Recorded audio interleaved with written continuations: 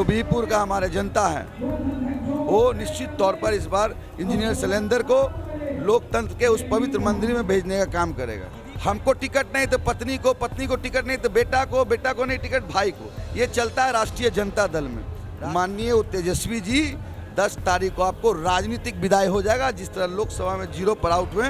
बिहार विधानसभा चुनाव को लेकर दूसरे और तीसरे चरण का मतदान 3 और 7 नवंबर को होने हैं, जिसको लेकर बीहपुर में आज बिहार के डिप्टी सीएम सुशील मोदी पहुंचते हैं, यहाँ जनसमर्थन करते हैं और लोगों से वोटों की अपील करते हैं। इस वक्त जेडीयू प्रवक्ता संजय सिंह यहाँ पहुंचे हुए बीहपुर में। सर ये बताइए, बीहपुर में पिछली बार राजद ने ये सीट निकाल ली थी, क्या लगता है इस बार बीजेपी और एनडीए का सीट निकाल पाएगी? देखिए, यहाँ कोई लड़ाई नहीं है। भारतीय जनता पार्टी के उम्मीदवार इंजीनियर शैलेंद्र जी, जिसको कि जनता दल यू हम वीआईपी के समर्पित उम्मीदवार है। यहाँ कोई लड़ाई नहीं। बिहार में के जो विधानसभा का चुनाव हो रहा है, बीहपुर में बदलाव का बयार बह रहा है। निश्चित तौर पर जो बीहपुर का हमारे जनता है वो निश्चित तौर पर इस बार इंजीनियर शैलेंद्र को लोकतंत्र के उस पवित्र मंदिर में भेजने का काम करेगा। सीधी फाइट है बीजेपी और आरजेडी में बीहपुर में। यहाँ कोई फाइट ही नहीं है।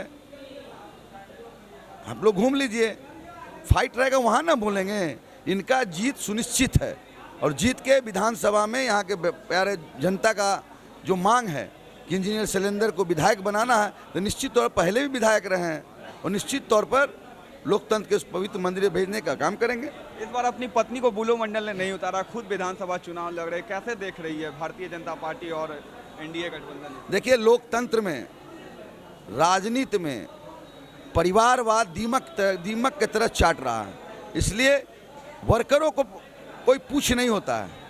हमको टिकट नहीं तो पत्नी को, पत्नी को टिकट नहीं तो बेटा को, बेटा को नहीं टिकट भाई को। ये चलता है राष्ट्रीय जनता दल में।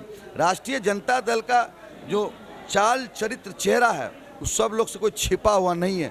वहाँ विधान परिषद का टिकट में पैसा, राज्यसभा टिकट में पैसा, विधानसभा के टिकट देने में पैसा, सारी माल का व्यवस्था करता है और कुछ काम नहीं इन लोग को। ये देखिएगा 10 तारीख को जो मतगणना होगा, कहता है तेजस्वी यादव जी कि 9 तारीख को मेरा जन्मदिन है। लालू जी भी बाहर आने की बात कर 9 तारीख को मेरा जन्मदिन है, मुबारक अभी से। याद कीजिए, पिछले बार चार्टर्ड प्लेन में वो बर्थडे मनाए थे, गरीब का बेटा कहता और कह रहा है कि 9 तारीख को मेरे पिताजी का रिहाई है। तो 9वां फेल है तो उनको तो ज्ञान की कमी है, उनका रिहाई नहीं हो रहा, बेल पर आ रहे हैं। और 10 तारीख को नीतीश कुमार जी का विदाई है। तो माननीय तेजस्वी जी 10 तारीख को आपको राजनीतिक विदाई हो जाएगा, जिस तरह लोकसभा में 0 पर आउट हुए विधानसभा में होंगे। चलिए, साफ तौर पे आप सुन रहे हैं जेडीयू के प्रवक्ता संजय सिंह, जिनका साफ तौर पे कहना है कि तेजस्वी यादव जितने भी बड़े बड़े वादे कर ले, दावे कर ले, लेकिन जो जनता है सब कुछ समझती है। साफ तौर से बीहपुर में और भागलपुर में जो ये सीट है, यहाँ पर बीजेपी और एनडीए गठबंधन का दबदबा है। और जिस तरीके से जो बीते 5 वर्षों में यहाँ के आरजेडी की विधायिका वर्षा रानी और इस बार के चुनाव में उनके पति जो है बुलो मंडल खुद उतरे हैं राजद के कैंडिडेट के तौर पर, और जो मुकाबला है सीधे तौर पर बीजेपी आरजेडी में था। लेकिन संजय सिंह ने साफ तौर पे कहा कि कोई मुकाबला नहीं है, बीजेपी के उम्मीदवार जो है सीधे तौर पे यहाँ से इलेक्शन जीत रहे हैं और बिहार में फिर से एनडीए की सरकार बनेगी।